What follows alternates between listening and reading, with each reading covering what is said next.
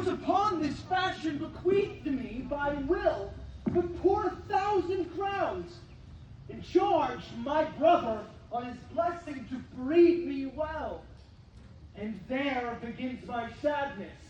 He keeps me rustically at home, or, to speak more properly, stays me here at home unkept.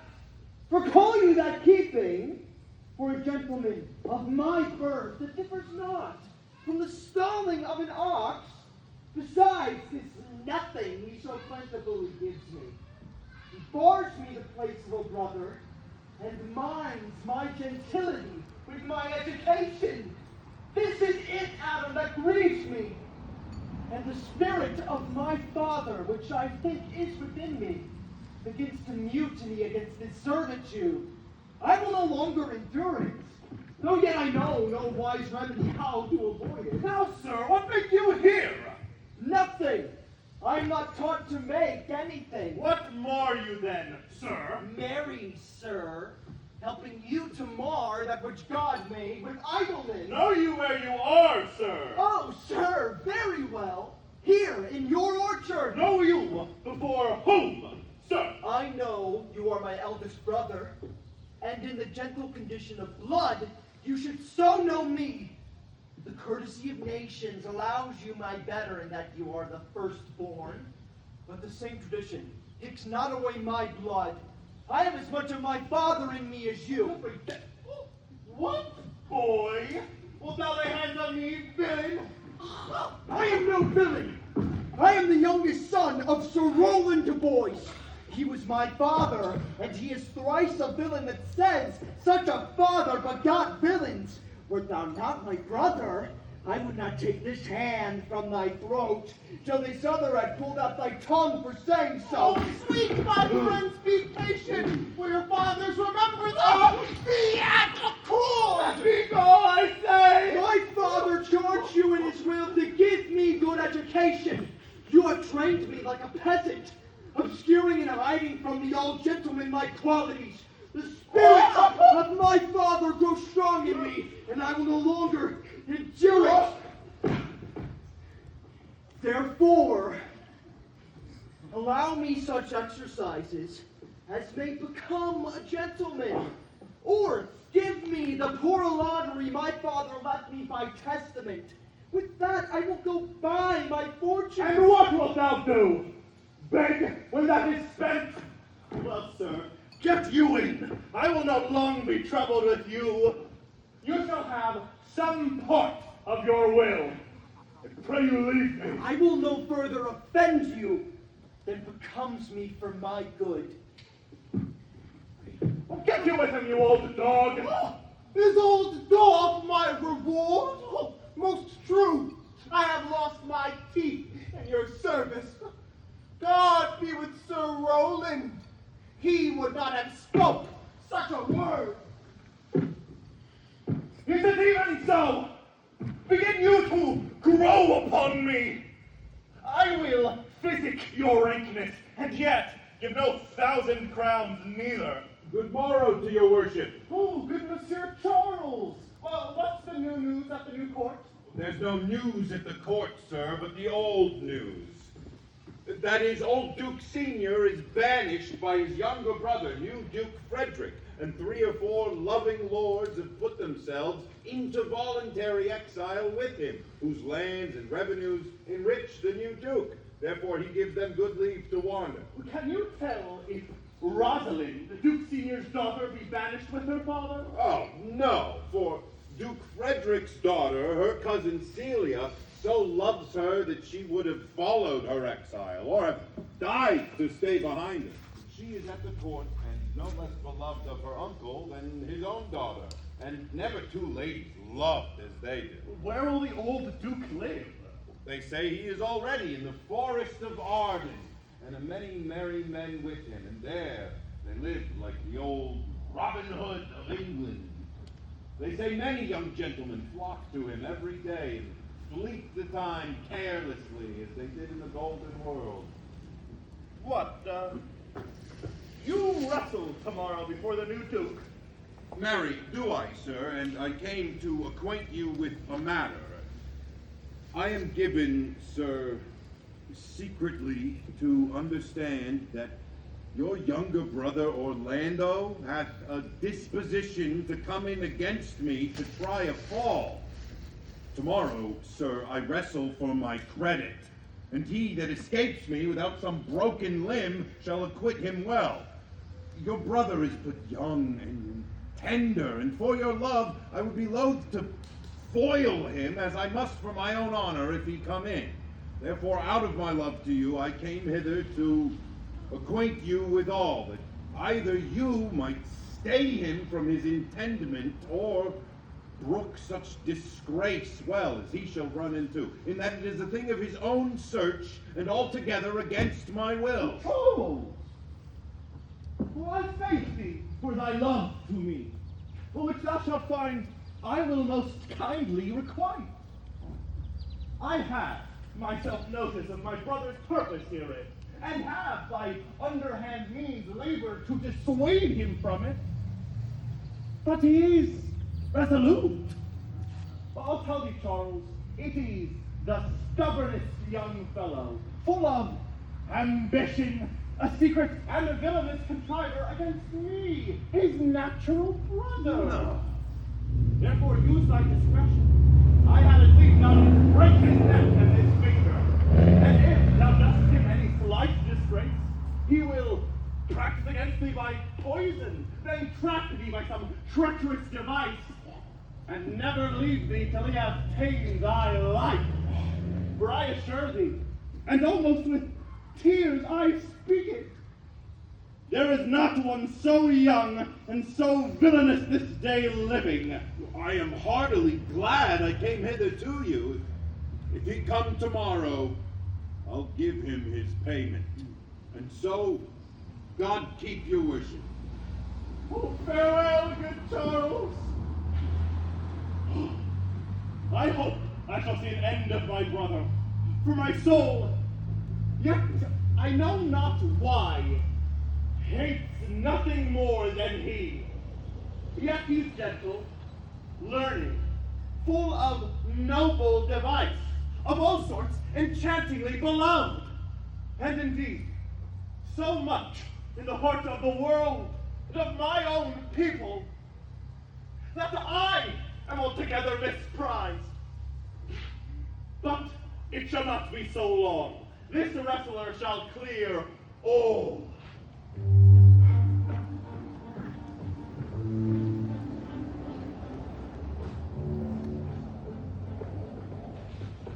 I pray thee, Rosalind, sweet my coz, be merry. Dear Celia, I show more mirth than I am mistress of. And would you yet were merrier?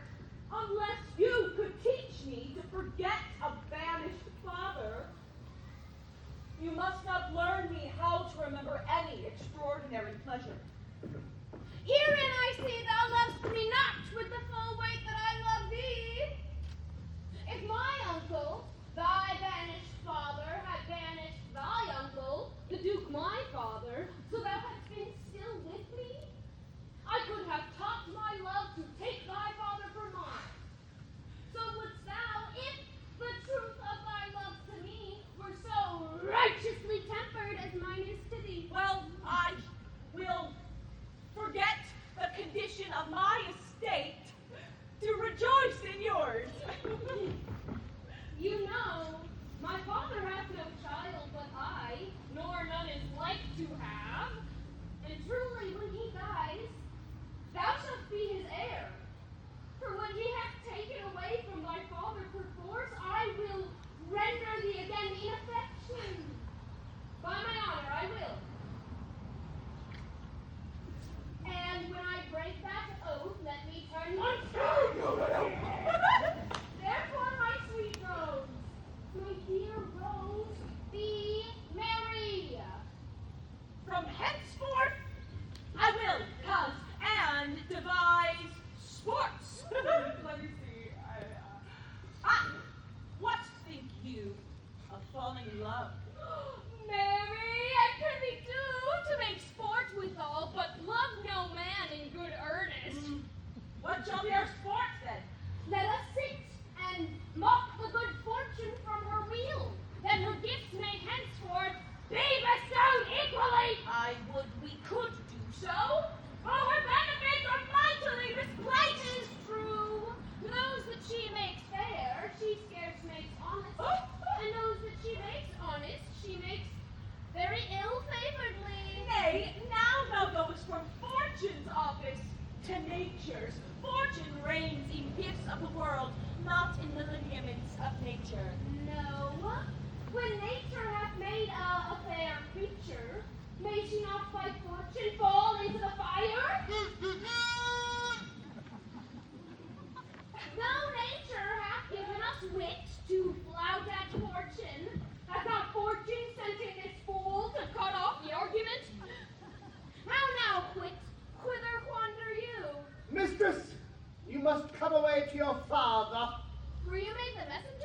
No, by mine honor.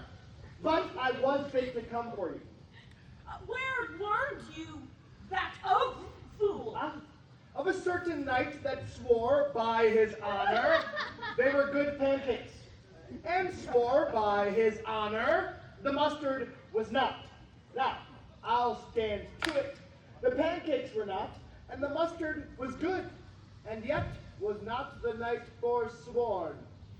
How prove you that in the great heap of your knowledge? Stand you both forth now. Stand you both forth now. Stroke your chins and swear by your beards that I am a knave. By our beards! If we had them, thou art. By my knavery, if I had it, then I were.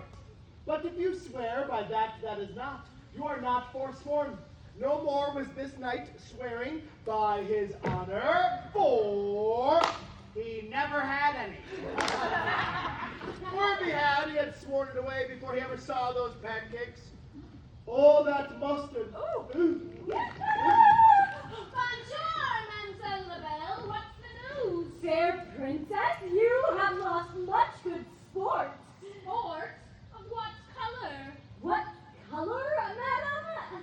How shall I answer you? As wit and fortune will. Or as the destinies decrees. Well said. That was laid on with a trowel. You amaze me, ladies.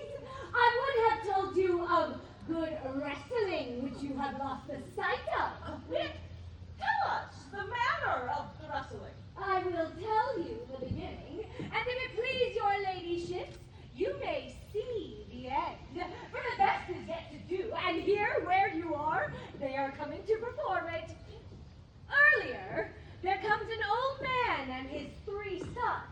The eldest of the 3 wrestled with Charles, the Duke's wrestler, which Charles in a moment threw him and broke 3 of his ribs. Oh, there is little hope of life in him.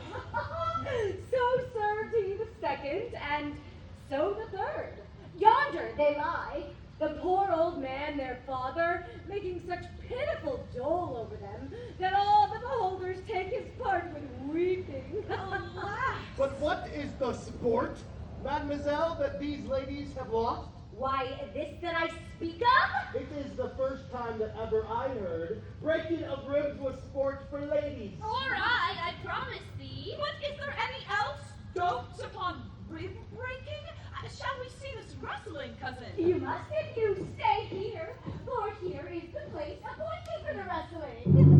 And they are coming to perform it. Oh! Come on, huh? Since the youth will not be entreated, his own peril on his forwardness.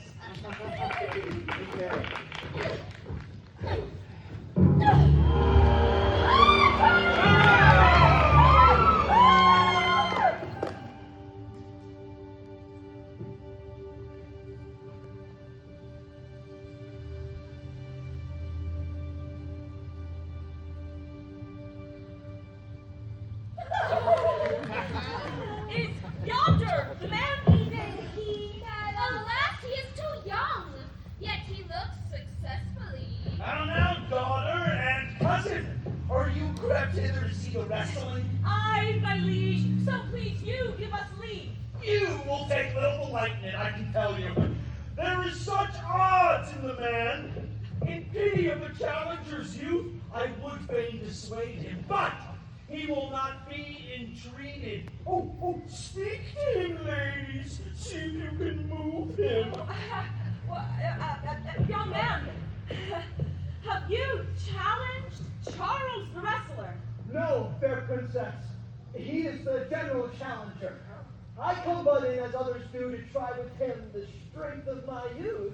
Young gentlemen, your spirits are too bold for your years. You have seen cruel proof of this man's strength. We pray you, for your own sake, to embrace your own safety and give over this attempt. Do, young sir. Your reputation shall not therefore be misprized. I beseech you, punish me not with your hard thoughts, wherein I confess me much guilty to deny such fair and excellent ladies, anything.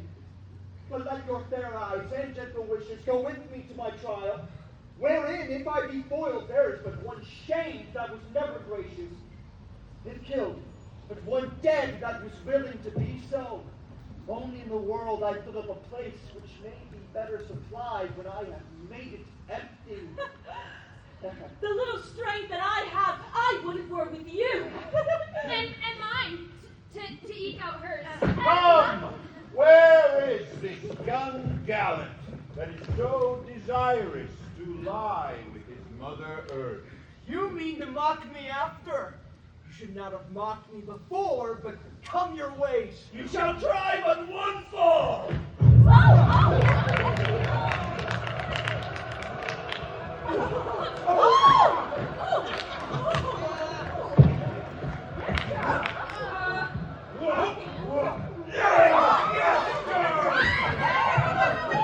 Would I were invisible to catch the strong fellow by the leg.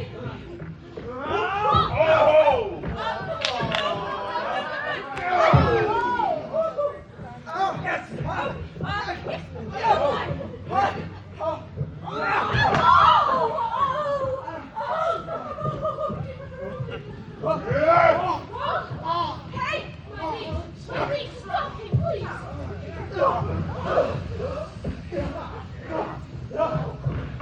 Now, Hercules, be my speed, young man.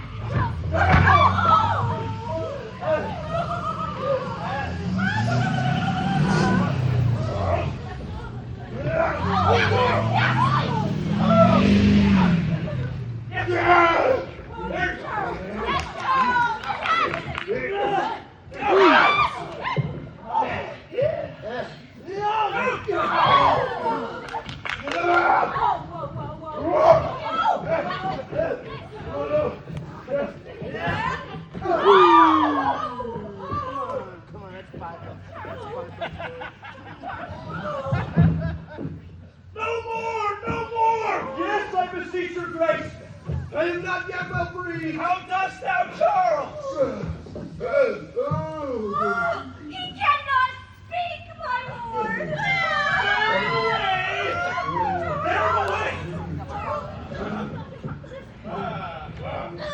What is thy name, young man? Orlando, my liege, the youngest son of Sir Roland du Bois.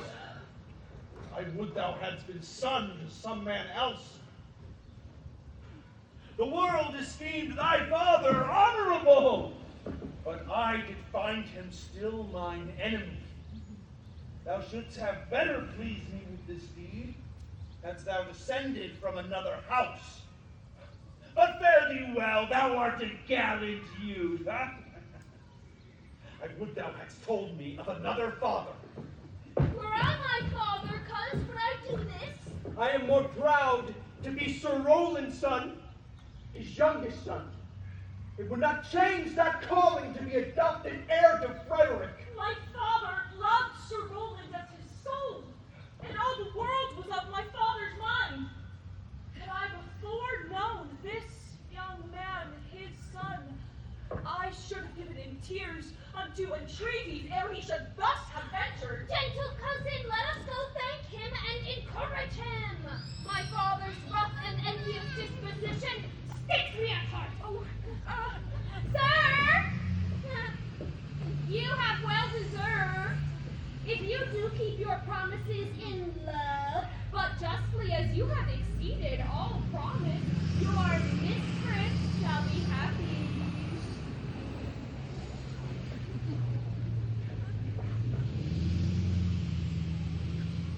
Gentlemen,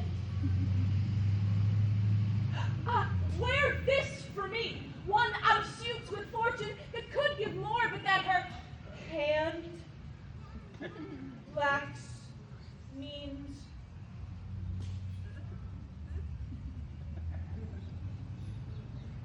Shall we go, cuz? Aye. Fare you well, fair gentlemen. Okay. Can I not say I thank you? My better parts are all thrown down, and that which here stands up is but a mere lifeless block. He calls us back. My pride fell with my fortunes. I'll ask him what he would. Did you call, sir? Yes. Sir, you have wrestled well. And have overthrown more than your enemies.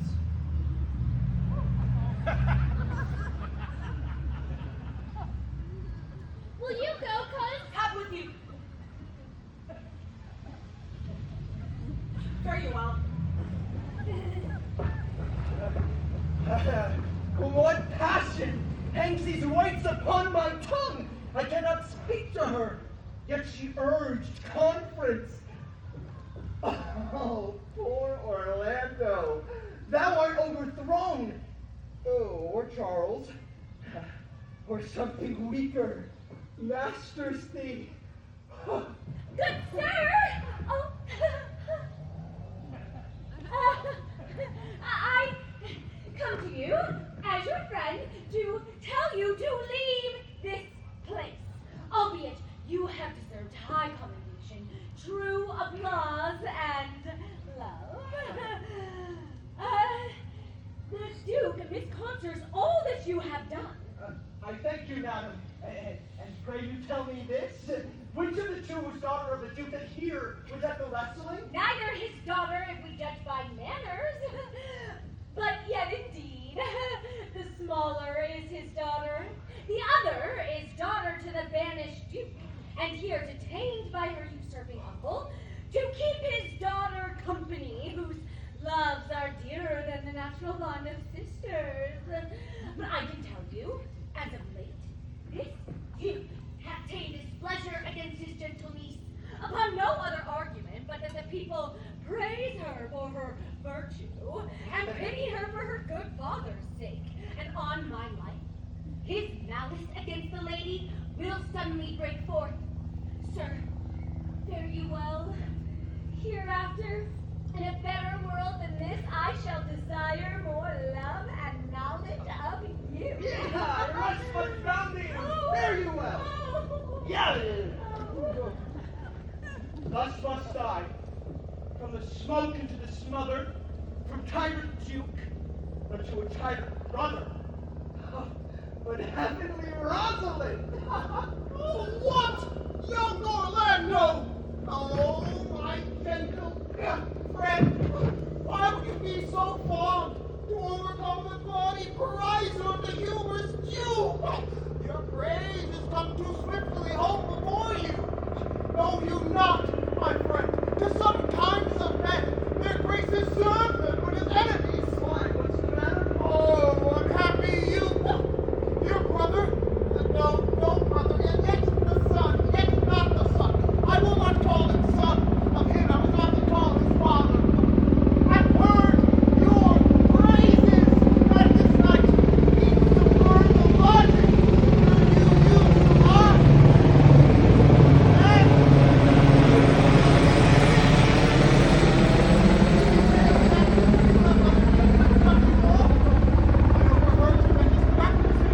Why? Whither, Adam? Wouldst thou have me go? No matter with it, so you go not there. What? Does that not mean well paid? Or with the pace and boisterous sword and force of thievish living of the common road? I'd rather was subject to thieves and malice for my noble blood than blend brothers. But do not so. I have 500 crowns, which I did sworn to be my foster nurse. All this I give you. Let me go with you, though I may look old, and I'm strong and lusty. I'll do the service of a younger man in all your business and necessities. Oh, good old man. We'll go along together. And ere we have thy youthful wages spent, we'll light upon some settled low content. My friend, go on, and I will follow thee to the last gasp with truth and loyalty.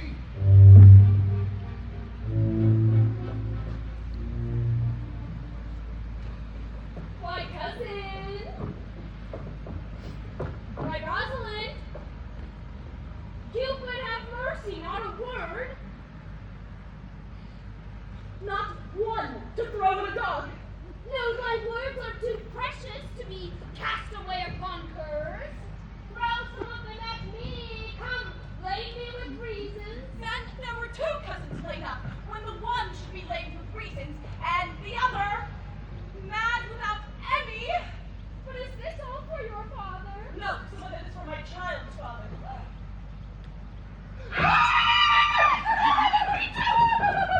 Is it possible that on such a sudden you should fall into so strong a liking with old Sir Roland's youngest son? The Duke, my father, loved his father dearly. Does it therefore ensue that you should love his son dearly? By this kind of chase I should hate him, for my father hated his father dearly, yet I hate not Orlando. No, Faith, hate him not for my sake. Why should I not? Does he not deserve well? Let me love him for that.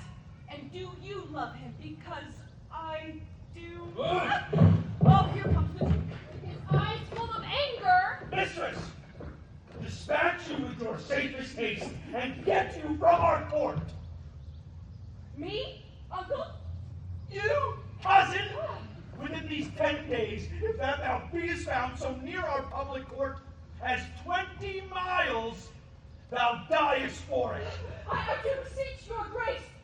Let me the knowledge of my fault bear with me. If with myself I hold intelligence, if that I do not dream or be not frantic, as if you trust I am not, then, dear uncle, never so much as in a thought aboard did I offend your highness. Thus do all traitors.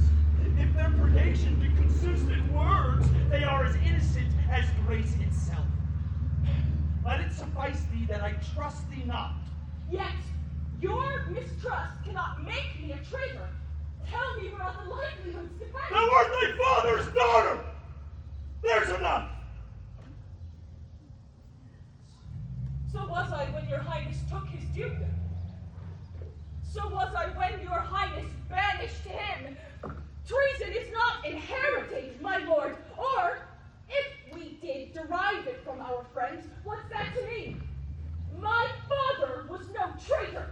Dear sovereign, hear me speak. Aye, Celia, we stayed her for your sake, else had she, with her father, ranged alone. I did not then entreat to have her stay. It was your pleasure and your own remorse. Why, if she be a traitor, then so am I. We still have slept together, rose at an instant, learned, played, ate together. And wheresoe'er we went, like Juno's swans, still we went coupled and inseparable. She's too subtle for thee. And her smoothness, her very silence, and her patience speak to the people. And they pity her. Oh, thou art a fool. She robs thee of thy name. Thou wilt show more bright and seem more virtuous when she is gone. Then open not thy lips. Firm and irrevocable is my doom which I have passed upon her. She's banished. Pronounce that sentence then on me, my liege. I cannot live out of her company. You are a fool. You, niece, provide yourself. If you outstay the time, upon mine honor, and into the greatness of my word, you die. Oh, my poor Rosalind, whither wilt thou go? Wilt thou change fathers? I will give thee mine. I charge thee, be not more grieved than I am. I have more cause. Thou hast not, cousin. Prithee be cheerful. Knowest thou not the Duke hath banished me, his daughter? That yet not. No. Oh, hath not. Rosalind lacks then the love that teacheth thee that thou and I am. Shall we be sundered?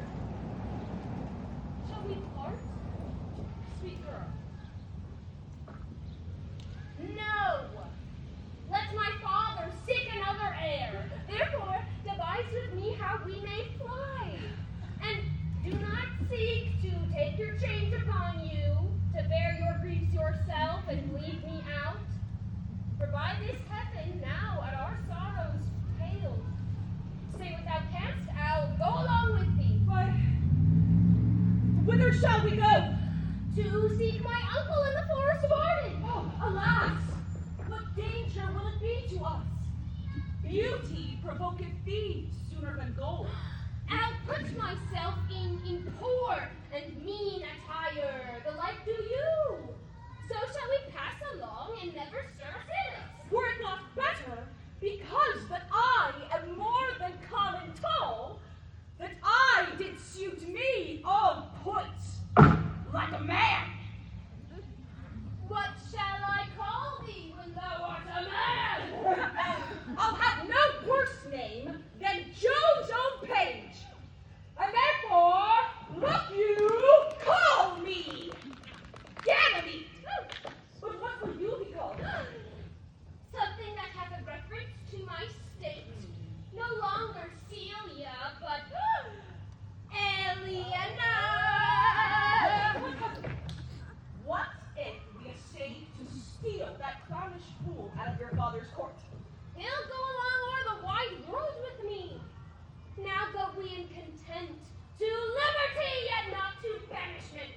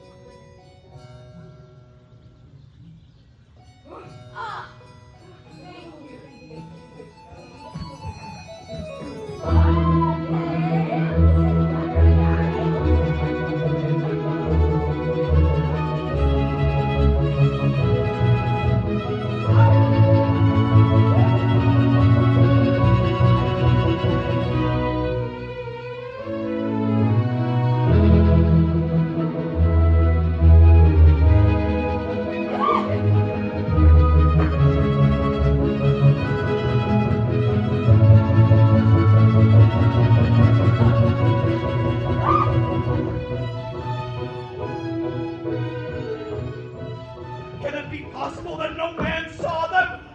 It cannot be. Some villains of my court are of consent and sufferance in this. The ladies, her attendants of her chamber, saw her abed, and in the morning early they found the bed untreasured of their mistress.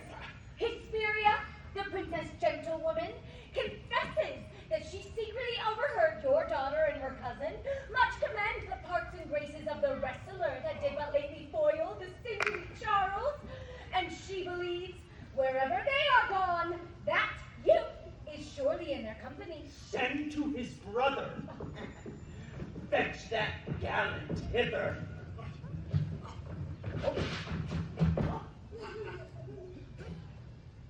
Find out thy brother wheresoe'er he is. Seek him with candle. Bring him dead or living within this 12-month, or turn thou no more to seek a living in our territory. Whoa! But not your highness to my horse in this. I never loved my brother in my life. More villain thou. Ha. Well, push him out of doors, and let my officers of such a nature make an extent upon his house and lands.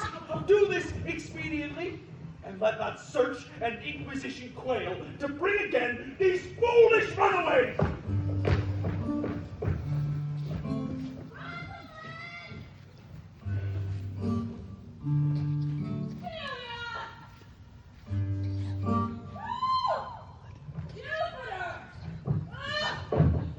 How weary are my spirits! I care not for my spirits, if my legs were not weary. I could find in my heart to betray my man's apparel and to cry like a woman. I must comfort the weaker vessel as someone holds on to show itself courageous to petticoat. Therefore, courage, good Celia. Ilya. Are you there with me? I cannot go no further. For my part, I had rather bear with you than carry you. Well, this is the forest of Arden.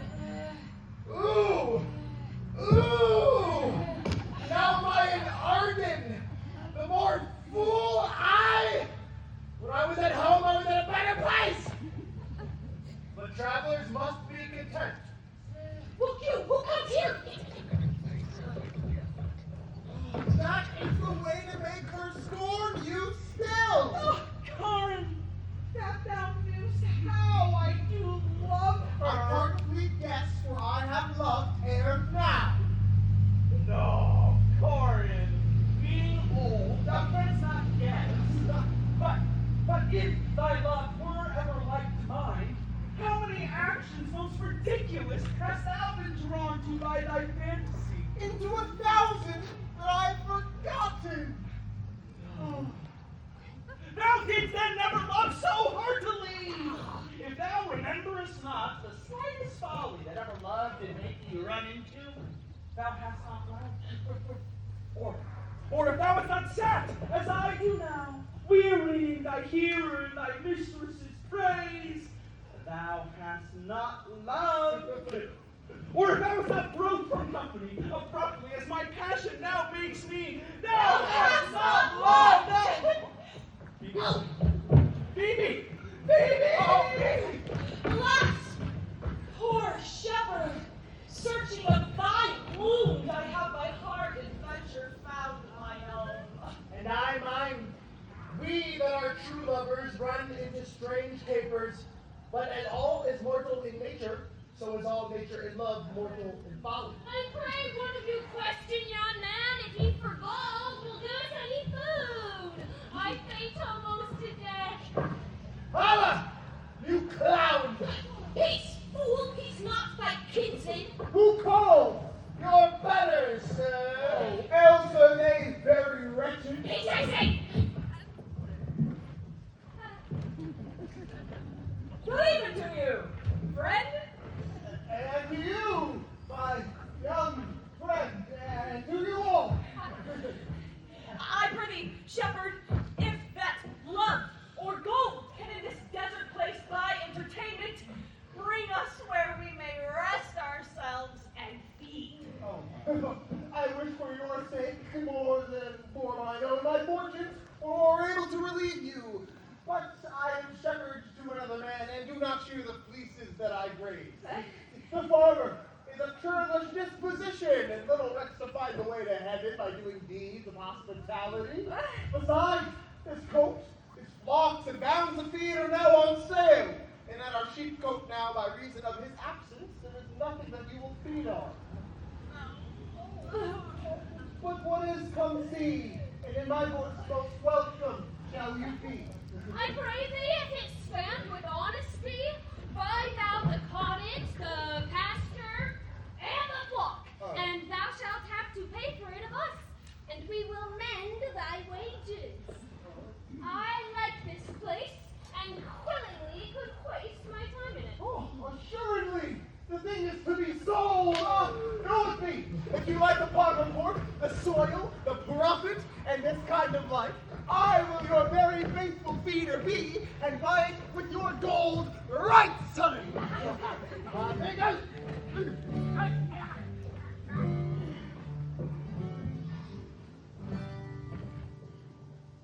Now, my co-mates and friends in exile, hath not old custom made this life more sweet than that of painted cloth? Are not these woods more free from peril than the envious court?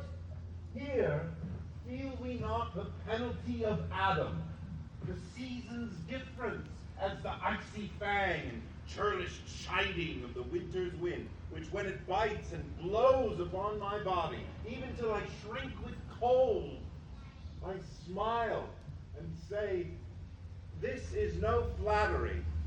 These are counselors that feelingly persuade me what I am. Sweet are the uses of adversity, which, like the toad, ugly and venomous, wears yet a precious jewel in his head. And this, our life, exempt from public haunt, finds tongues in trees, books in the running brooks, sermons in stones, and good in everything. I would not change it. Happy is your grace that can translate the stubbornness of fortune into so quiet and so sweet a style. Come, shall we go and kill us venison? And yet, it irks me, the poor dappled fools being native burghers of this desert city, should in their own confines with forked heads have their round haunches gored. Indeed, my lord, the melancholy Jaques grieves at that. And in that kind swears you do more usurp the nephew brother that hath banished you. Uh-huh. But today, it was your other friends and I did steal behind her as she lay along under an oak whose antique root peeps out upon the brook that grows along this wood, to the which place poor sequestered stag, that from the hunter's aim hath ta'en our herds, did come to languish. And indeed, my lord, the wretched animal heaved forth such groans that their discharge did stretch his leathern coat almost to bursting, and the big round tears coursed one another down his innocent nose in piteous chase. And thus the hairy fool, much markade of the melancholy Jaques, stood on the extremest verge of the swift brook, augmenting it with tears. But what said Jaques? Did she not moralize this spectacle? Oh yes, and do 1,000 similes. Thus most invectively she pierceth through the body of the country city lord, yea, and up is our lives, swearing that we are murderers. Tirades, and what's worse, to fright the animals, and to kill them up in their assigned and native dwelling place. And did you leave her in this contemplation? We did, my lord, weeping and commenting upon the sobbing deer. Show me the place.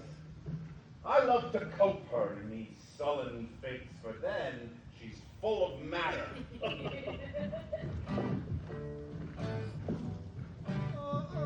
Dear, my friend, I go no further. I died for food. Here lie I down and measure out my grave. Farewell, kind friend. Why, how now, Adam? No greater heart in thee. To live a little, comfort a little, cheer thyself a little. If this uncouth forest yield anything vicious, I will either be food for it, or fling it for food to thee. For my sake, be comfortable. Hold death a while at the arm's end. For I will here be with thee presently, and if I bring thee not something to eat, I will give thee leave to die. Yet thou liest in the bleak air. Come, I will bear thee to some shelter, and thou shalt not die for lack of a dinner, if there live anything in this desert. Cheerly, good Adam, cheerly. Under the greenwood tree, who loves to lie with me, and turn his merry ode unto the sleeper's road. Come hither, come hither, come hither. Here shall he see no enemy but winter and rough weather. Here shall he see no enemy but winter and rough weather.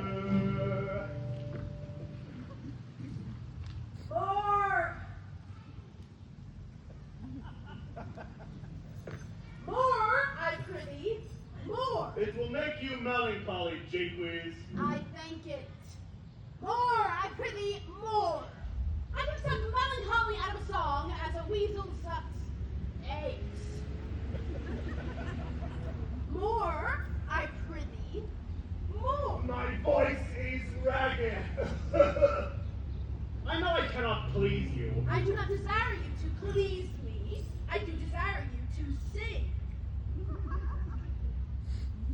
Will you sing?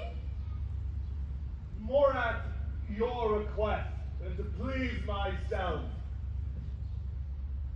You know, the Duke has been all this day to look you. And I have been all this day to avoid him. He is too disputable for my company. I think of as many matters as he, but I give heaven thanks and make no boast of them. Come, warble, come!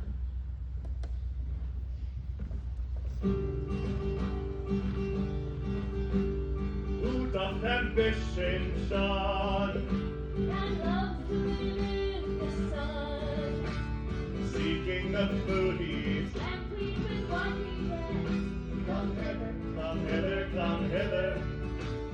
Here shall he see no enemy but winter. I'll give you a verse to this note that I made yesterday, despite my invention.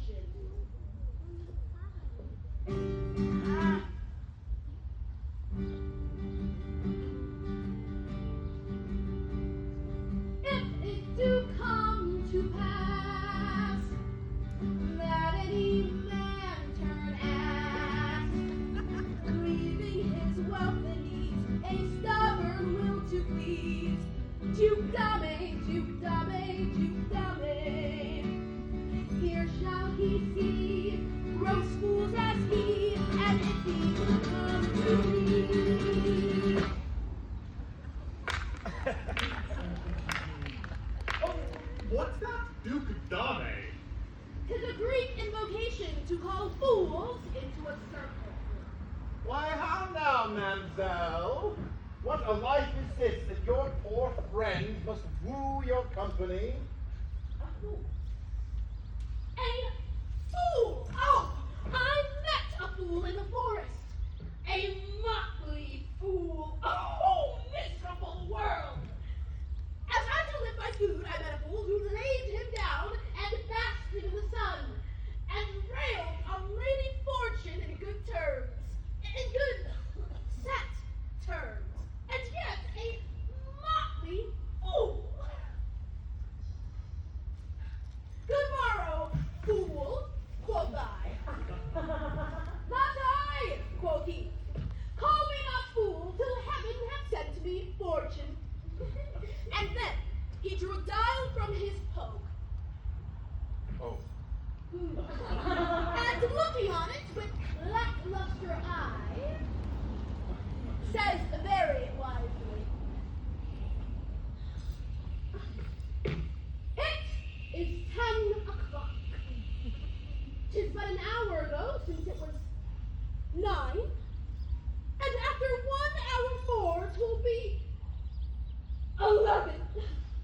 And so, from hour to hour, we ripe and ripe. And then, from hour to hour, we rot and rot. And thereby hangs the tale. Oh, noble fool! A worthy fool! Motley's the only way. What fool is this? One that hath been a courtier. That I were a fool. I am ambitious for a motley coat. Thou shalt have one. It is my only suit, provided that you weed your better judgment of all opinion that grows rank in them that I am wise. Give me leave to speak my mind, and I will through and through cleanse the foul body of the infected world, if they will patiently receive my medicine. Fie on thee! I can tell what thou wouldst do. What? For a counter, will I do what's good? Or most mischievous foul sin in chiding sin. For thou thyself hast been a libertine, and all the moss sores and headed evils that thou with license of free foot hast caught, wouldst thou disgorge into the general world. Forbear me no more, Why, I have ate none yet. nor shalt not till necessity be served. Art thou thus boldened, man, by thy distress? Or else a rude despiser of good manners, that in civility thou seemst so empty? You touched my vein at first. The thorny point of fair distress hath ta'en from me the show of smooth civility. Yet I am inland bred, and know some nurture. But forbear, I say, they die that touches any of this fruit, till I and my affairs are answered. What would you have? Your gentleness shall force more than your force move us to gentleness. I almost died for food, and let me have it. Sit down and feed and welcome. Speak you so gently? Pardon me, I pray you, for I thought that all things had been dangerous here, and therefore put I on the countenance of stern commandment. But whate'er you are, if ever you have looked on better days, if ever from your eyelids wiped a tear, and know what 'tis to pity, and be pitied, let gentleness my strong enforcement be, in the which hope, I blush and hide my sword. True is it that we have seen better days, and sat at good men's feasts, and wiped our eyes of drops that sacred pity hath engendered. And therefore sit you down in gentleness, and take upon command what help we have that to your wanting may be ministered. Then but forbear your food a little whilst I go find my fawn and give it food. There is an old poor man who after me has many a weary step, lived in pure love, till he be first sufficed, oppressed with two weak evils, age and hunger, I will not touch a bit. Go find him out, and we will nothing waste till you return. I thank ye, and be blessed for your good comfort. Thou seest, we are not all alone unhappy. This wide and universal theater presents more woeful pageants than the scene wherein we play in. All the world's a stage, and all the men and women merely players. They have their exits and their entrances. And one man in his time plays many parts, his acts being 7 ages. Well, at first, the infant, mewling and puking in the nurse's arms. Then, the whining schoolboy, with his satchel and shining morning face creeping like a snail unwillingly to school. Or then, the lover, trying like furnace, with a woeful ballad made to his mistress' eyebrow. And then a soldier, full of strange oaths and bearded like the pard, jealous in honor, sudden and quick in quarrel, seeking a bubble reputation even in the cannon's mouth. And then the justice, in fair round belly with good patent lines, with eyes severe and beard of formal cut, full of wise saws and modern instances, and so he plays his part. The 6th age shifts into the lean and slippered pantaloon, with spectacles on nose and pouch on side. His youthful hose about thick, a world too wide for his shrunk shape, and his big, manly voice turning again toward childish treble, pipes and whistles in his sound. The last scene of all, that ends this strange, eventful history, is second childishness and mere oblivion. Sans teeth, sans eyes, sans taste, sans everything. Welcome. Set down your venerable burden and let him feed. I thank you most for him. So how you need, I scarce could speak to thank you for myself. Welcome, fall to. I will not trouble you as yet to question you about your fortunes. Give us some music.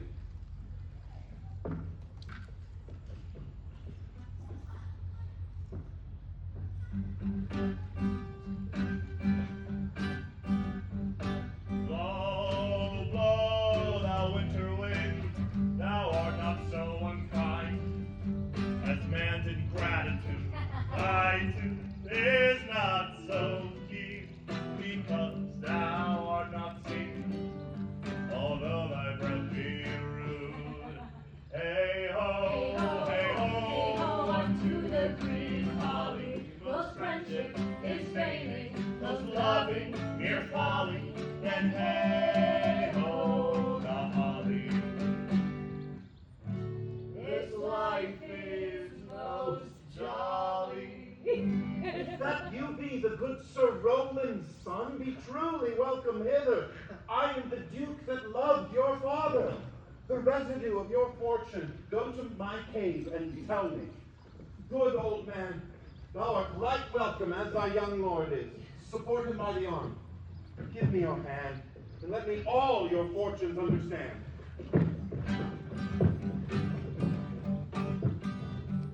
Freeze, freeze, thou bitter sky, thou must not fight so nigh, as benefits forgot. Oh, thou the waters warp, thy sting is not so sharp. As friends remember not.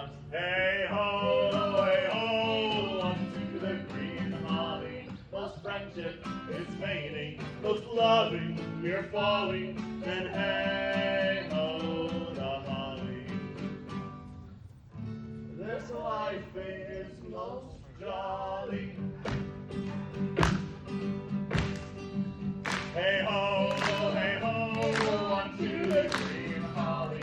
Those friendships is fading, those loving, you're falling, then hey ho, the holly. This life is most jolly.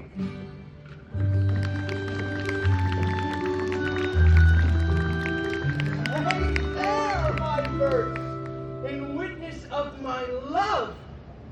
And thou, thrice crowned queen of night, survey with thy chaste eye from thy pale sphere above thy huntress name that my full life doth sway. Oh, Rosalind, these trees shall be my books, and in their barks my thoughts I'll character, that every eye which in this forest looks shall see thy virtue witnessed everywhere. Oh, run, run, Orlando! Carve on every tree the fair, the chaste, and unexpressive. See! And how like you this shepherd's life, Mr. Touchstone? Truly, shepherd, in respect of itself, it is a good life. In respect that it is a shepherd's life, it is not. In respect that it is solitary, I like it very well. But in respect that it is private, it is a very vile life. Now, in respect that it is in the fields, it pleaseth me well.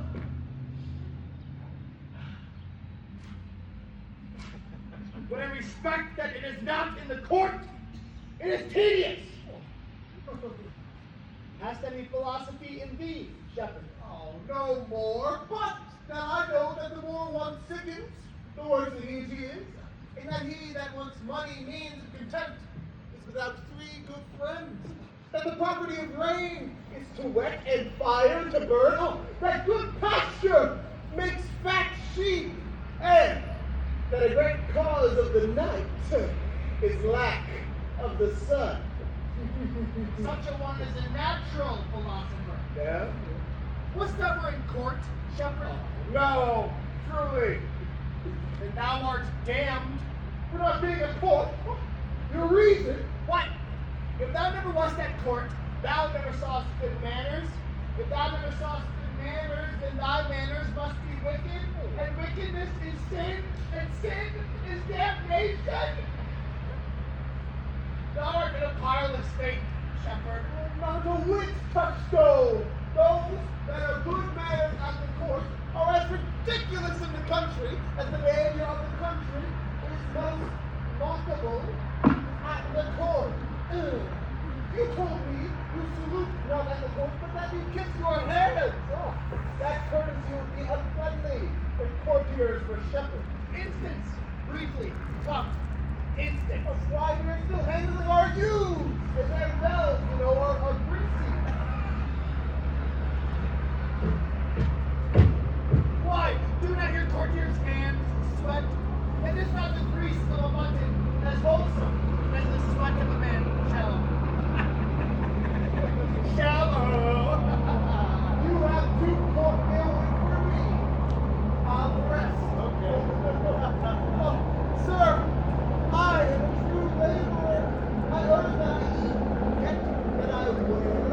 Oh, no man hates envy, no man's happiness.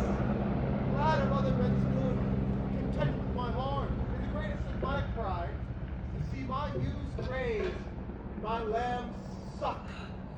From the east to western end, no jewel is like Rosalind. Her worth being mounted on the wind, through all the world bears Rosalind. Ah! Let no face be kept in mind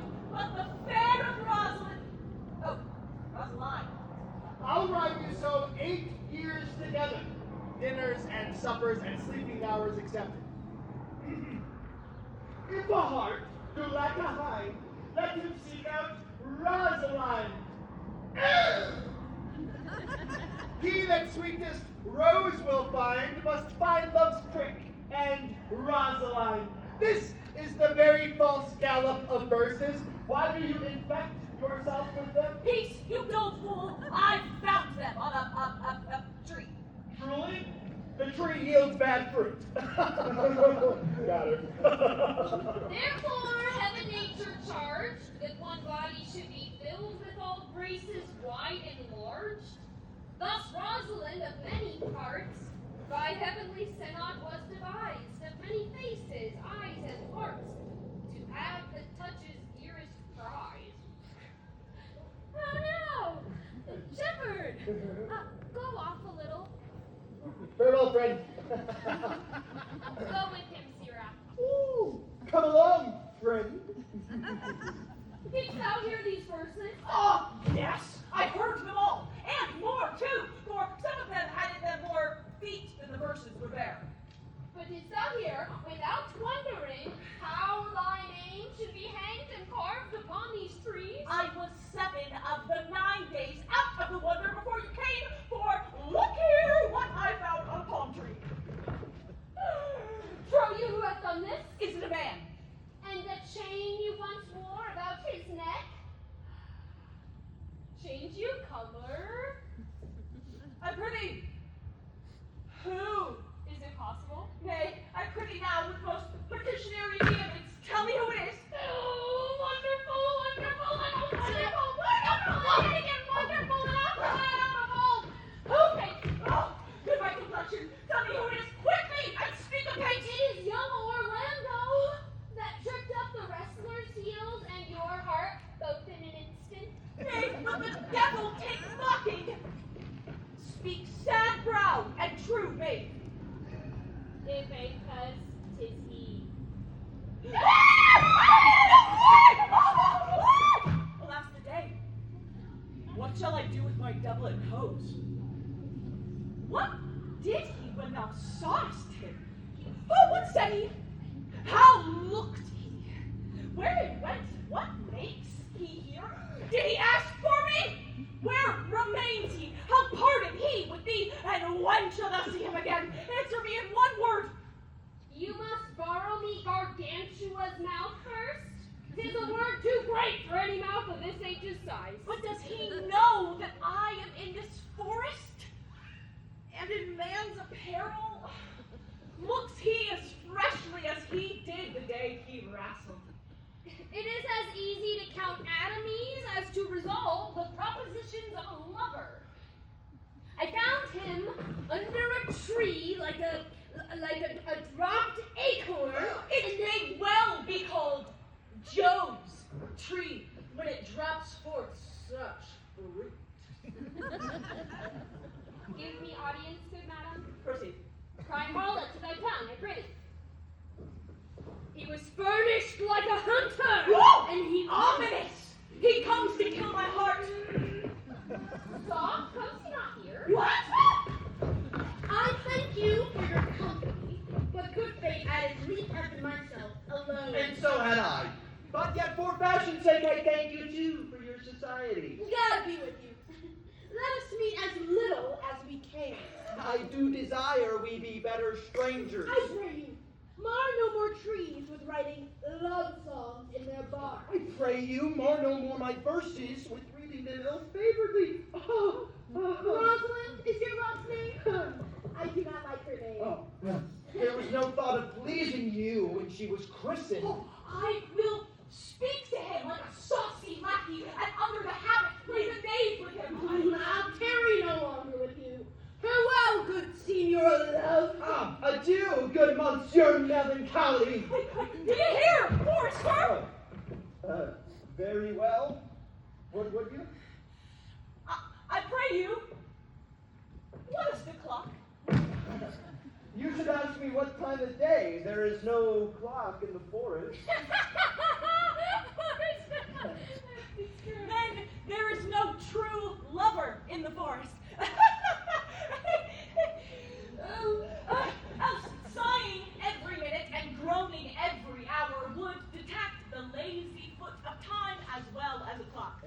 not the swift foot of time, had that not been as proper.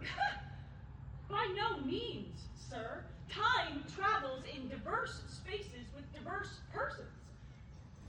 I'll tell you who time ambles withal, who time trots withal, who time gallops withal, and who he stands still withal. I prithee, who doth he trot withal?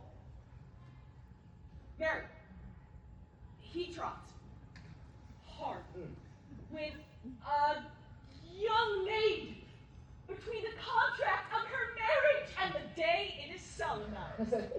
Who ambles time withal? With a priest that lacks Latin and a rich man that hath not the gout. For the one sleeps easily because he cannot study, and the other lives merrily because he feels no pain. Who doth he gallop withal? With a thief to the gallows. For though he go as softly as foot can fall, he thinks himself too soon there. Who stays it still withal? With lawyers in the vacation, for they sleep between term and term, and then they perceive not how time moves. Oh, where dwell you, pretty youth? With this shepherdess, my sister, here in the skirts of the forest, like fringe upon a petticoat. Your accent is something finer than you could purchase and so remove the dwelling.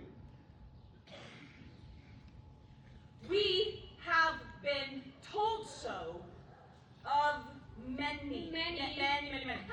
But indeed, an old religious uncle of ours taught us to speak, who was in his youth an invalid man, one that knew courtship too well, for there he fell in love. And there's a man haunts the forest that abuses our young plants with carving. What was it? Rosalind. On their barks. Hangs odes upon hawthorns, and elegies on brambles, all, forsooth, deified the name of Rosalind. If I could but meet that fancy-monger, I would give him some good counsel, for he seems to have the quotidian of love upon him.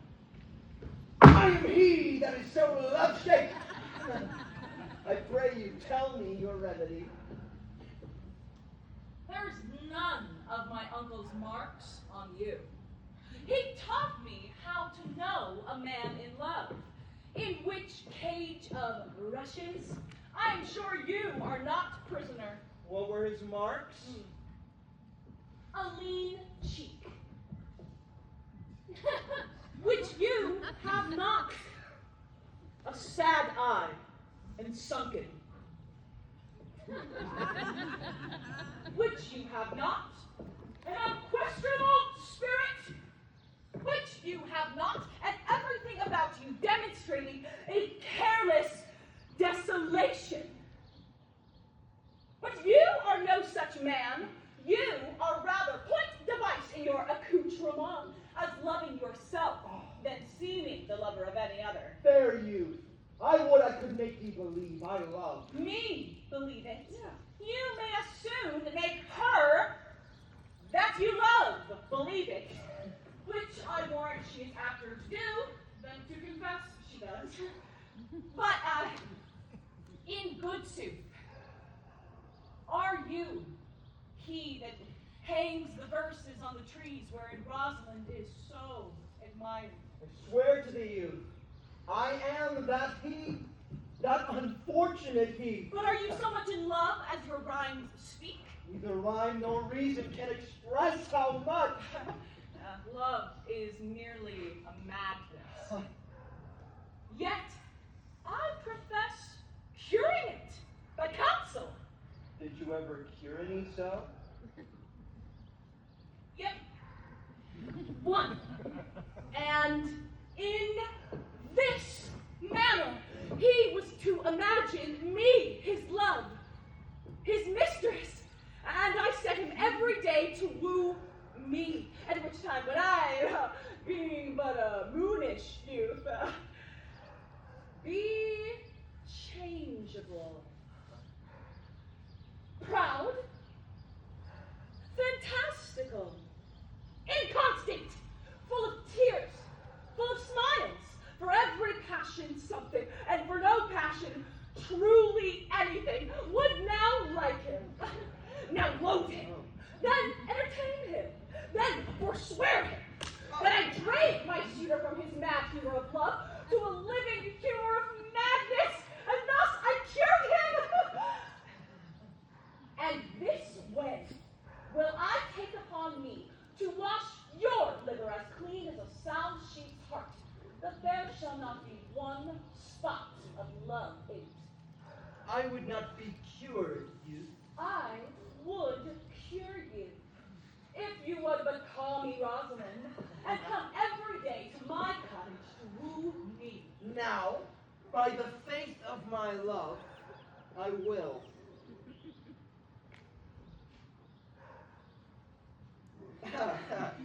Tell me where it is. Go with me to it, and I'll show you. And by the way, you shall tell me where in the forest you live. Will you go? With all my heart, good youth. Nay, you must call me Rosalind. Oh. Come, sister. Will you go? Oh!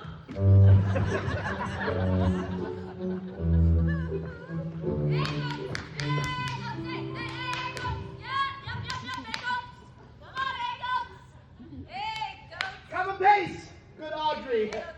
I will fetch up your goats, Hayward. And how, Audrey? Am I the man yet? Does my simple feature content you? Your features, the Lord warns us. What features? I'm here with thee and thy goats as the most capricious poet honest Ovid was among the gods. When a man's verses cannot be understood, it strikes a man more dead than a great reckoning in a little room. Truly, I would the gods had made thee poetical. I do not know what poetical is. Is it honest in deed and word? Is it a true thing? No, truly. For the truest poetry is the most vain. And lovers are given to poetry.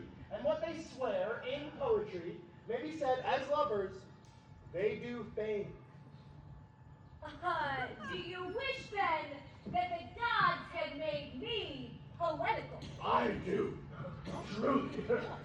For thou swearest to me thou art honest. Now, if thou wert a poet, I might have some hope thou didst feign. Would you not have me honest? No, truly. But be it as it may be, I will marry thee. And to that end, as then with Sir Oliver Martex, the vicar of the next village, would promise to meet me in this place of the forest and to couple us. Oh, well, the gods give us joy. Amen. Will you be married, Motley? As the ox hath his bone, as the horse his curb, and the falcon her bells, so man hath his desire. And as pigeons bill, so wedlock would be nibbling. And will you, being a man of your breeding, be married under a bush like a beggar? Yes. No. Oh, get you to church and have a good priest that can tell you what marriage is. No. Come, go down with me and let me counsel thee. Come, sweet Audrey. We must be married, or we must live a bawdry. All right, here goes. Come on. There you go. Get out of here. Hey, go. Never talk to me. I will weep. Do I not have cause to weep? As good cause as one would desire, therefore weep. His very hair is of the dissembling color, Something browner than Judas's. Mary, his kisses are Judas's own children. his hair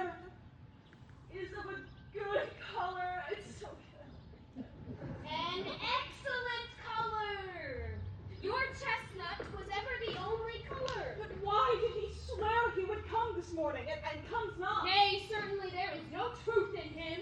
Do you think so? Yes. Not true in love?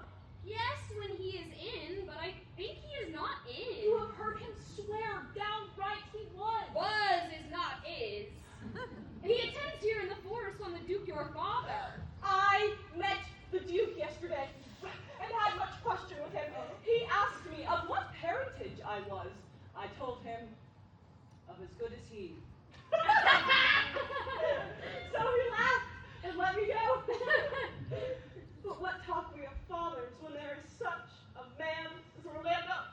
Oh, that's a brave man.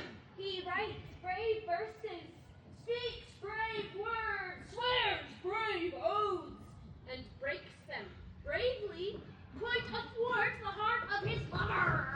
Miss Alieno! Oh, young sir, you have oft inquired after the young shepherd who complained of love, who you saw sitting by me on the turf, praising the proud, disdainful shepherdess that was his mistress.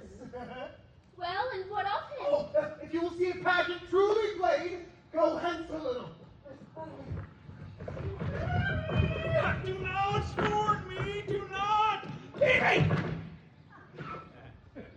Say that you love me not, but say not so in bitterness. The common executioner, whose heart the accustomed sight of death makes hard, falls not the axe upon the humble neck, but first begs pardon. Will you sterner be than he that dies and lives by bloody drops? I would not be thy executioner. Well, I fly thee, for I would not injure thee. Thou tell'st me there is murder in thine eyes. Yes. 'Tis pretty sure, and very probable that eyes, that are the frailest and softest things, who shut their coward gates on enemies, should be called tyrants, butchers, murderers. Now, I do frown on thee with all my heart, and if mine eyes can wound, now let them kill thee. Counterfeit to swoon. Counterfeit to what? Will I now fall down? Oh, Or if thou canst not, oh, for shame! For shame! Lie not to say mine eyes are murderers. Now show the wound mine eye hath made in thee. We'll scratch thee but with a pin, and there remains some scar of it. Lean thou upon a rush, the cicatrice and capable impressor of thy palm some moment miss. But now mine eyes, which I have darted at thee, hurt thee not! Nor I am sure there is no force in eyes that can do hurt. Oh, dear Phoebe, if ever, as that ever may be near, you meet in some fresh cheek the power of fancy, then shall you know the wounds invisible that love's keen arrows make. But till that time, come thou near me. And when that time comes, afflict me with thy looks. Pity me not until that time I shall not pity thee. And why? I pray you. Who might be your mother that you insult, exalt, and all at once over the wretched? Why do you look on me? I see no more in you than in the ordinary. Oh, no, I think she means to tangle my eyes, too. No. Nay, proud mistress, hope not after it. You, foolish shepherd, wherefore do you follow her like foggy south, puffing with wind and rain? It's not her glass, but you that flatters her, and of you she sees herself more proper than any of her lineaments can show her. But, mistress, know yourself, down on your knees, and thank heaven that fasting for a good man's love. For I must tell you, friendly, in your ear, sell when you can. You are not for all markets. So, take her to thee, shepherd, fare you well. Sweet youth, I pray you chide a year together. I'd rather hear you chide than that this man woo. Why look you so upon me? For no ill will I bear you. I pray you, do not fall in love with me, for I am falser than vows made in wine.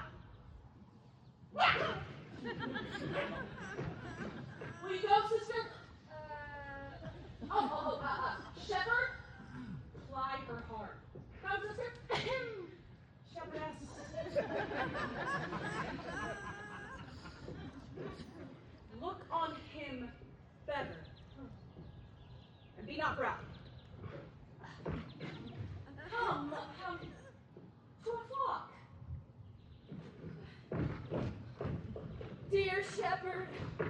Now I find myself might. Whoever loved and loved not at first sight. Sweet Phoebe? We would say so, Sylvia. Sweet Phoebe, pity me! Why, I am sorry for thee, gentle Sylvius. What? Sylvius. Phoebe. The time was that I hated thee, and yet it is not that I bear thee love, but since that thou canst talk of love so well, thy company, which erst was irksome to me, I will endure, and I'll employ thee too. But do not look for further recompense than thine own gladness that thou art employed. So holy and so perfect is my love that I, in such a poverty of grace, shall think it a most plenteous crop to glean the broken ears after the man that the main harvest reaps. Loose now and then a scattered smile, and that I'll live upon. No sounding youth that spoke to me erewhile. Not very well, but I have met him oft. Me not I love him, though I ask for him. Oh, 'tis but a peevish boy. Yet he talks well. But what care I for words? Yet words do well when he that speaks them pleases those that hear. It is a pretty youth. Not very pretty. Oh, but sure he's proud, and yet his pride becomes him. You'll make a proper man. The best thing in him is his complexion, and faster than his tongue did make offense, his eye did heal it up. He is not very tall, yet for his years he's tall. There was a pretty redness in his lip, a little riper and more lusty red than that mixed in his cheek. 'Twas just the difference betwixt the constant red and mingled dampness. There be some women, Sylvius, had they marked him in parcels as I have, would have gone near to fall in love with him, but for my part, I love him not, and nor hate him not. And yet, I have more cause to hate him than to love him, for what had he to do to chide at me? And now I am remembered, scorned at me. I marvel why I answered not again. Oh, but that's all one. Omittance is no quittance. I'll write to him a very taunting letter, and thou shalt bear it. Wilt thou, Sylvius? Phoebe, with all my heart! I'll write it straight. The matter's in my head and my heart. I will be bitter with him.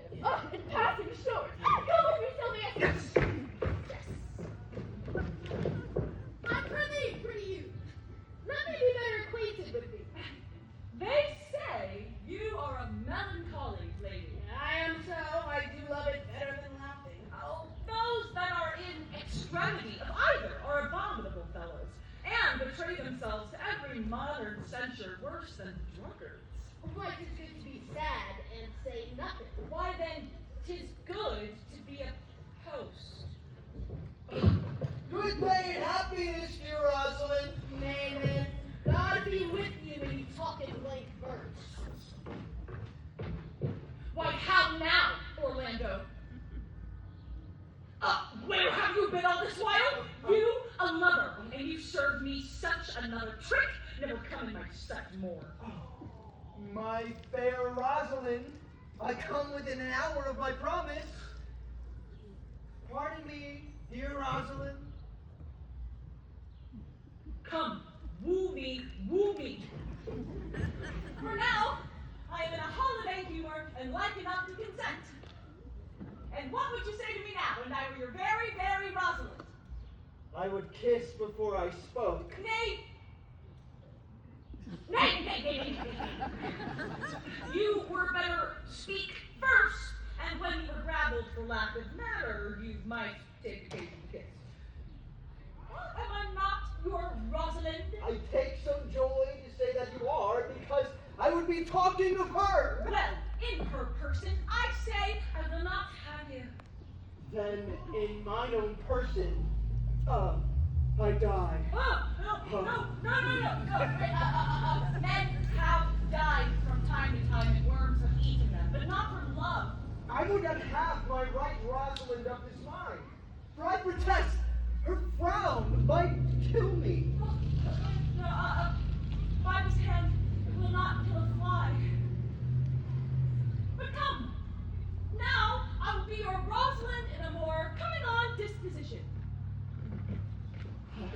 And ask me what you will. I will grant it.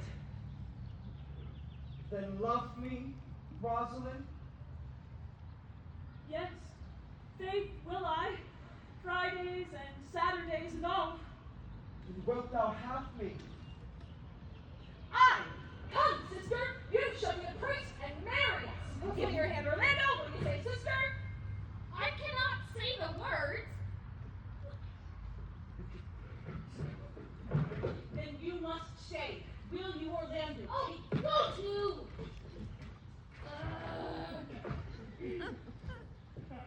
Will you, Orlando, have to wife Miss Rosalind? I will. Aye, but when? Oh, I know as fast as she can marry us. Then you must say. Then you must say, I take thee, Rosalind, for wife. I take thee, Rosalind, for wife. I do take thee, Orlando, for my husband. No! Tell me how long you would have her once you have possessed her. Forever and a day. Say, day, without the other. No, Orlando. Men are April when they woo, December when they wed. Maids are May when they are maids, but the sky changes when they are wives. But yet for these 2 hours, Rosalind, I must leave thee. Alas, dear love, I cannot lack thee 2 hours. I must attend the Duke at dinner by 2 o'clock. I will be with thee again. Go your ways. Go your ways! I knew what you would prove. That flattering tongue of yours won me. 2 o'clock is your hour. Aye, sweet Rosalind. By my troth, if you break one jot of your promise, or come 1 minute behind your hour, I will think you the most pathetical break promise, and the most unworthy of her you call Rosalind. Therefore, beware my censure. Keep your promise. With no less religion than if thou wert indeed my Rosalind. Oh. So adieu. Adieu. You have simply misused our sex in your love prank.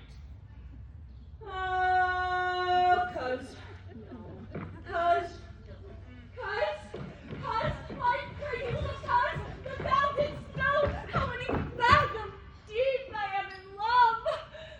But it cannot be sounded. My affection hath an unknown bottom, like the Bay of Portugal.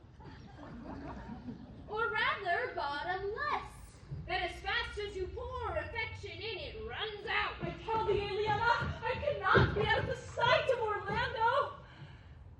I'll go find a shadow and sigh till he comes. And I'll sleep. Audrey, there's a man here in the forest, lays claim to you. I know who 'tis. He hath no interest in me in the world. Ah, here comes the man you mean. Oh. Good morrow, Audrey. Got you tomorrow, William. And good morrow to you, sir. Oh. Tomorrow, gentle friend. Cover thy head. May, prithee, be covered. Is thy name William? William, sir. A fair name. That one. Art rich? Faith, sir. So-so. So is good. Very excellent good. And yet it is not. It is but so. Art thou wise? Aye, sir. I have a pretty wit. Why, thou sayest well. I do now remember a saying, the fool doth think he is wise, but the wise man knows himself to be a fool. You do love this maid? I do, sir. Give me your hand. Your hand. Art thou learned? No, sir. Then learn this of me. Ah. To have is to have. For it is a figure in rhetoric that drink, being poured out of a cup into a glass, by filling the one, doth empty the other. For all your writers do consent that ipse is he. Now, you are not ipse, for I am he. Which he, sir? He, sir, that must marry this woman. This woman. Therefore, you clown, abandon. Which, in the vulgar is leave. Oh. The society. Which, in the boorish is company. Okay. Of this female. Which, in the common is woman. Thank you. Of course. Which together is, abandon the society of this female. Or, clown, thou perishest. Or to thy better understanding, diet. No! Yeah. Therefore tremble and depart.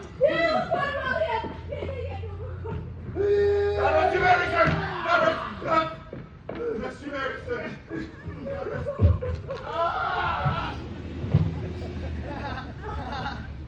Trip, Audrey. Trip, Audrey.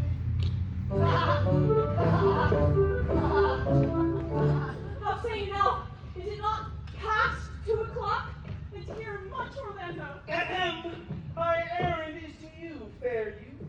My gentle Phoebe did bid me give you this. I know not the contents, but as I guess by the stern brow and waspish action which she did use as she was writing of it, it bears an angry tenor. Pardon me, I am but as a guiltless messenger. Patience herself would startle at this letter. She says I am not fair, that I lack manners. She calls me proud, and that she could not love me. Why writes she so to me? Oh, well, shepherd, well, this is a letter of your own device. No, I protest. I know not the contents. Phoebe did write it. Come, you are a fool and turned into the extremity of love. Will you hear the letter? So please you, for I never heard it yet heard too much of Phoebe's cruelty. She Phoebes me. Mark how the tyrant writes. Art thou God to shepherds turned? That a maiden's heart hath burned. Can a woman rail thus? Call you this railing? Why thy Godhead laid apart? Warrest thou with a woman's heart? Did you ever hear such chiding? Oh, whilst you chid me, I did love. How then might your prayers move? He that brings these lines to thee, little knows this love in me.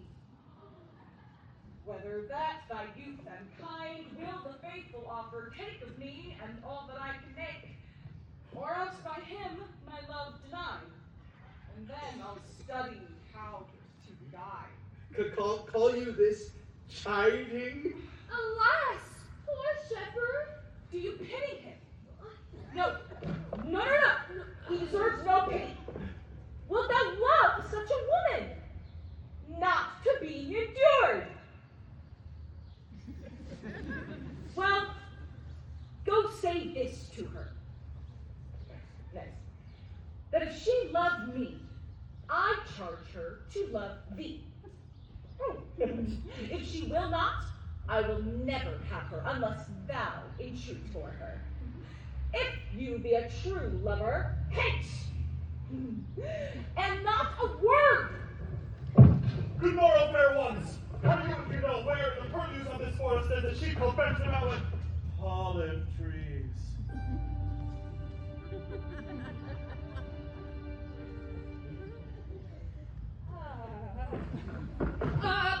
West of this place, down in the neighbor bottom, the rank of osiers by the murmuring streams. Left on your right hand brings you to the place. But at this hour, the house doth keep itself. There's none within. He is that an eye may profit by a tongue, that then should I know you by description, such garments and such years. The boy is fair, a female favor, and bestows himself like a right sister. The woman slight and shorter than her brother. Are not you the owner of the house I did inquire for? It is no boast being asked to say I am. Orlando, to commend him to you both. And to that youth he calls he's Rosalind, he sends this. Bloody napkin. Ah! Are you he? I am? What must we understand by this? Some of my shame. If you will know of me what man I am, and how and why and where the secret was stayed. I pray you tell it. When last young Orlando parted from you, he left a promise to return again within an hour, and pacing through the forest. Lo, what befell? He threw his eye aside and marked what object did present itself. Under an oak, whose boughs were mossed with age, a wretched, ragged man, o'ergrown with hair, lay sleeping on his back. About his neck, a green and gilded snake had wreathed itself, who with her head, nimble in threat, approached the opening of his mouth. But suddenly, seeing Orlando, it unlinked itself, and with indented glides it slipped away into a bush, under which bush's shade, a lioness, with udders all drawn dry, lay couching, head on ground, with cat-like watch when that the sleeping man should stir. For 'tis the royal disposition of that beast to prey on nothing that would seem as dead. This seen, Orlando did approach the man, and found it was his brother, his elder brother. Oh, I have heard him speak of that same brother, and he did render him the most unnatural that lived amongst men. And well he might so do. For all I know, he was unnatural. But to Orlando, did he leave him there? Food to the sucked and hungry lioness. Twice did he turn his back and purpose so. But kindness, nobler ever than revenge, made him give battle to the lioness, who quickly fell before him, in which hurtling from miserable slumber, I awaked. Are you his brother? Must you he rescued? Was you that did so often try to kill him? It was I, but 'tis not I. I do not shame to tell you what I was, since my conversion so sweetly tastes, being the thing I am. Before the bloody napkin! By and by. When from the first to last betwixt us two, tears our countenance had most kindly bathed, as I came into that desert place. Briefly led me to the gentle Duke, who gave me fresh array and entertainment, committing me unto my brother's love, who led me instantly unto his cave, there stripped himself, and here, upon his arm, the lioness had torn some flesh away, which all this while had bled, and now he fainted, and cried in fainting upon Rosalind. Brief, I recovered him, bound up his wound, and after some small space, being strong at heart, he sent me hither, stranger as I am, to tell this story, that he might excuse his broken promise, and to give this napkin, dyed in his blood, unto the shepherd youth that he had sport to call his Rosalind. Look! Why, hello, Ganymede, sweet Ganymede. Men who will swoon when they do look on blood. There is more in it. Cousin! Ganymede! Look, he recovers. I would I were at home. We'll lead you thither. I pray you, sir, will you take him by the arm? Be of good cheer, you. You a man? You lack a man's heart. I do so. I confess it. Oh! Sarah! A body would think this was well counterfeited. I pray you tell your brother how well I counterfeited. Hey-ho!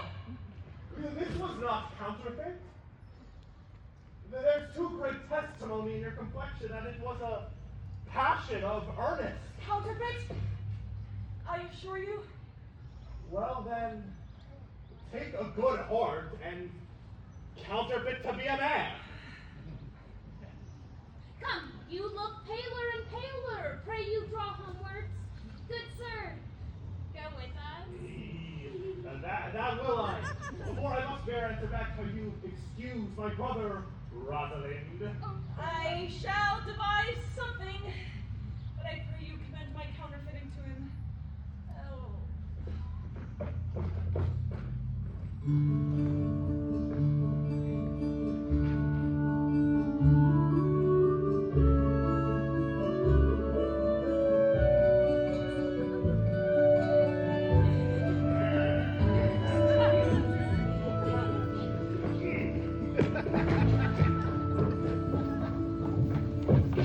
Possible that on so little acquaintance you should like her, that but see, you should love her, a loving wooing she should grant.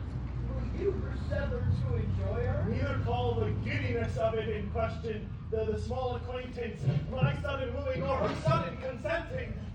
But say with me, I love Aliena. Oh, say with her that she loves me.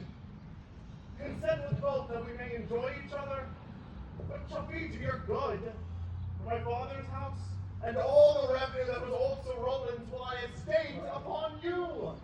And here live and die a shepherd. You have my consent. Let your wedding be tomorrow. Oh. God save you, brother! And you, fair sister. My dear Orlando, how it grieves me to see thee wear thy heart in a scarf. It is my arm. I thought thy heart had been wounded with the claws of a lion. Wounded it is, but with the eyes of a lady. Did your brother tell you how I counterfeited to swoon when he showed me your handkerchief? Aye, and greater wonders than that. Oh, I know where you are. Nay, 'tis true, there was never anything so sudden. For your brother and my sister no sooner met, but they looked. No sooner looked, but they loved. No sooner loved, but they sighed. No sooner sighed, but they asked one another the reason. No sooner knew the reason, but they sought the remedy. And in these degrees have they made a pair of scares to marriage. They are in the very wrath of love, and they will together. They shall be married tomorrow, and I will bid the Duke to the nuptial. But, oh, how bitter a thing it is to look into happiness through another man's eyes. Why then, tomorrow I cannot serve your turn for Rosalind? I can no longer live by thinking. Believe then, if you please, that I can do strange things. I have, since I was 3 years old, conversed with a magician, most profound in his art. If you do love Rosalind so near the heart as your gesture cries it out, when your brother marries Aliena, shall you marry her?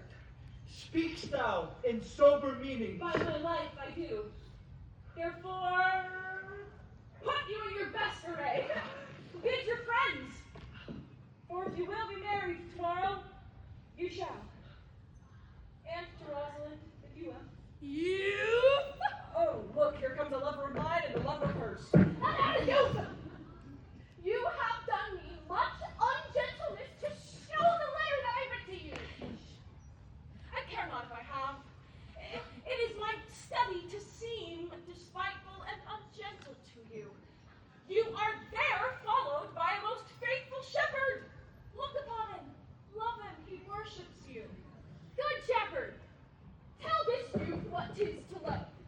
It is to be all made of sighs and tears. And so am I for Phoebe, And I for Ganymede. And I for Rosalind. And I for no woman. it is to be all made of faith and service. And so am I for Phoebe, And I for Ganymede. And I for Rosalind. And I for no woman. it is to be all made of fantasy, all made of passion, and all made of wishes, all adoration, duty, and observance, all humbleness, all patience and impatience, all purity, all trial, all observance. And so am I for Phoebe. So am I for Ganymede. So am I for Rosalind. Rosalind! And so am I for no woman! If this be so, why blame you me to love you? If this be so, why blame you me to love you? If this be so, why blame you me to love you? Who do you speak to? Why blame you me to love you? To her that is not here, or that's not here. No! Pray you, no more of this! It is like the howling of Irish wolves against the moon. I will help you if I can. I would love you if I could. I will marry you if ever I marry woman. And I'll be married tomorrow. I will satisfy you if ever I satisfy man. And you shall be married tomorrow. I will content you if what pleases you contents you, and you shall be married tomorrow. As you love Phoebe, meet. As you love Rosalind, meet. And as I love no woman, I'll meet. So fare you well, I have left you commands! I'll not fail if I live. Nor I! Nor I.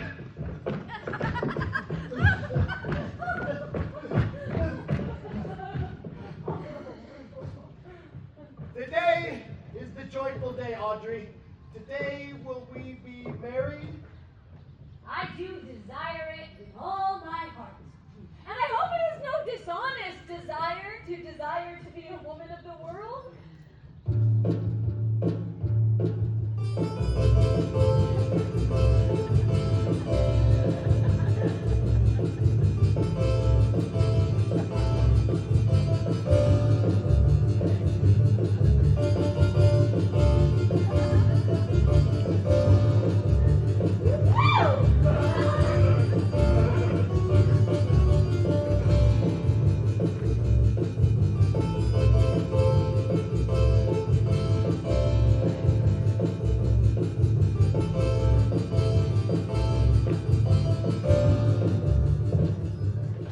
Dost thou believe, Orlando, that the boy can do all this that he has promised? I sometimes do believe and sometimes do not. As those that fear to hope and hope to fear. Patience once more, whilst our compact is urged. You say, if I bring in your Rosalind, you will bestow her on Orlando here? That would I, had I kingdoms to give with her. You say you will have her when I bring her. That would I, were I of all kingdoms king. You say you'll marry me if I be willing? That will I, should I die the hour after. But if you do refuse to marry me, you will give yourself to this most faithful shepherd. So is the bargain. You say you'll have Phoebe if she will? Though to have her and death were both one thing. From hence we go to make all this matter even.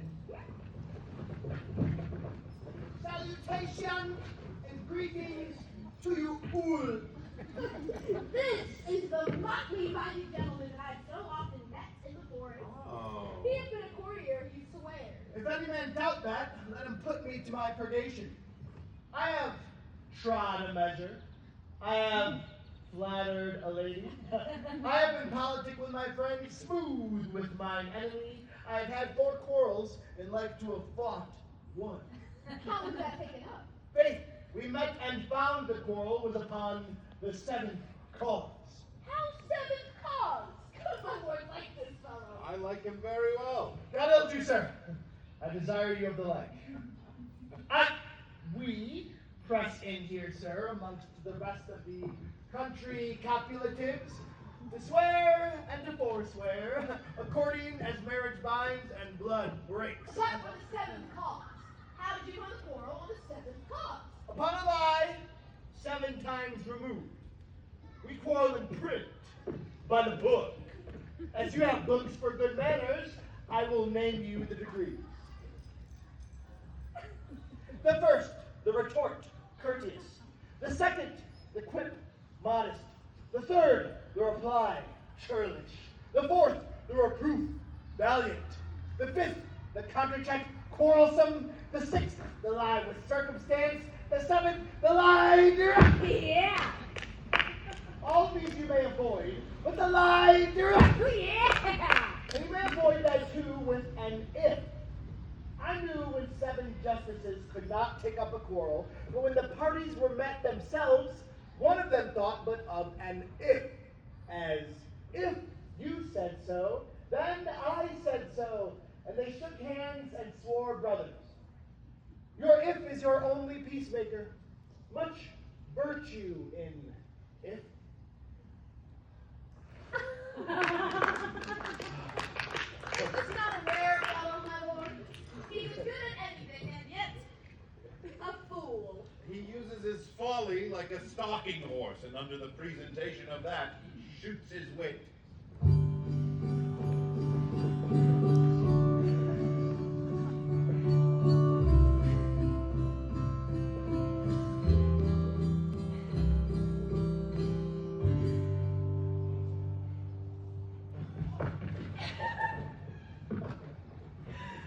To you I give myself, for I am yours. To you I give myself, for I am yours. If there be truth in sight, you are my daughter. If there be truth in sight, you are my Rosalind. If sight and shape be true, why then my love? Adieu. I will not eat my word. No, thou art mine. My faith and my fancy to thee doth combine. I'll have no father if you be not he. I'll have no husband if you be not he. Nor ne'er wed woman if you be not she. Oh, my dear niece, welcome thou art to me, even daughter, welcome in no less degree. Here's 8 that must take hands to join in marriage bands. You and you, no cross shall part. You and you are heart in heart.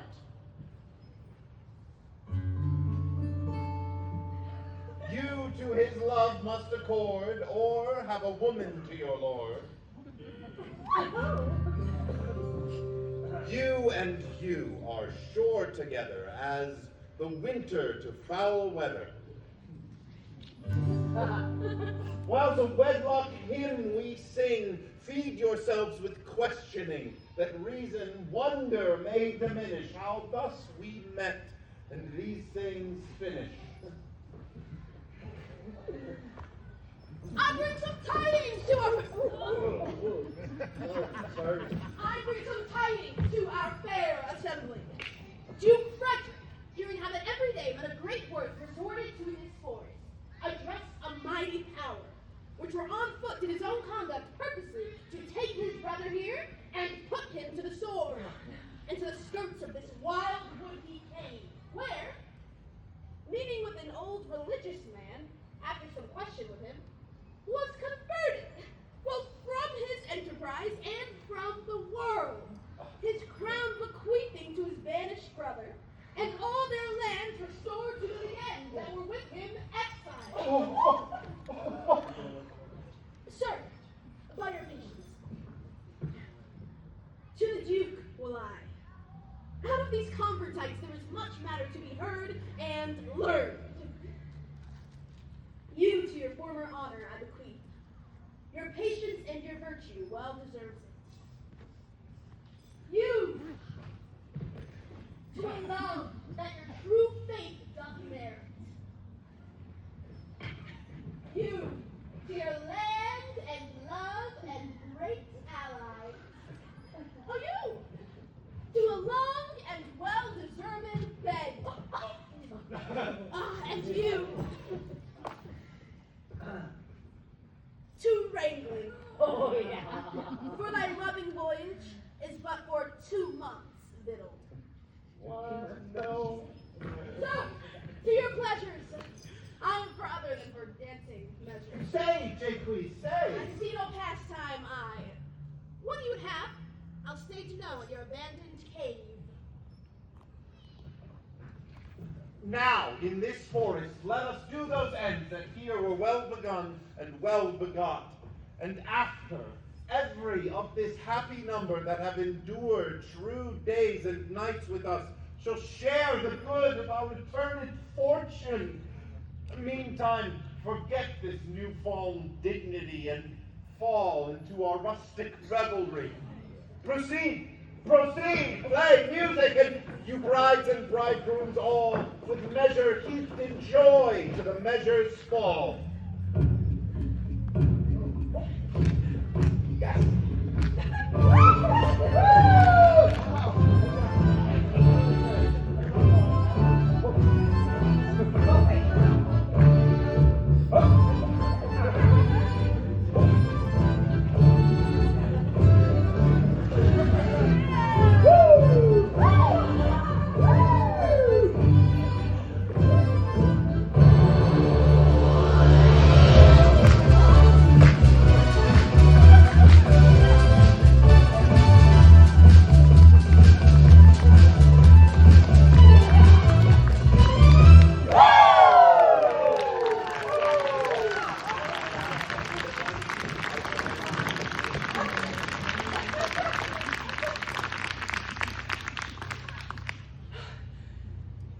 It is not the fashion to see the lady, the epilogue.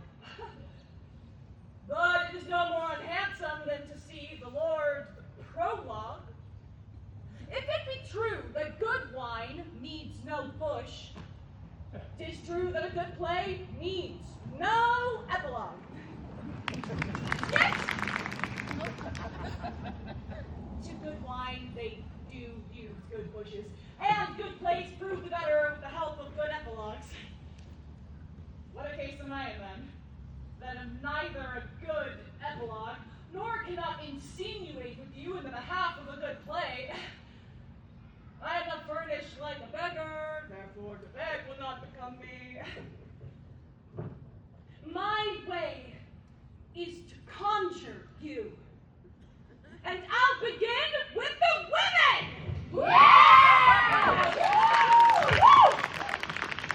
I charge you, women, for the love you bear to men, to like as much of this play as please you. And I charge you, oh, men! For the love you bear to women, as I perceive by your simpering, none of you hates them, that between you and the women, the play may please. If I were a woman, I would kiss as many of you as had beards that pleased me, complexions that liked me, and breaths that I defied not. And I am sure, as many as have good beards or good faces or sweet breaths, will for my kind offer, when I make curtsy, bid us farewell!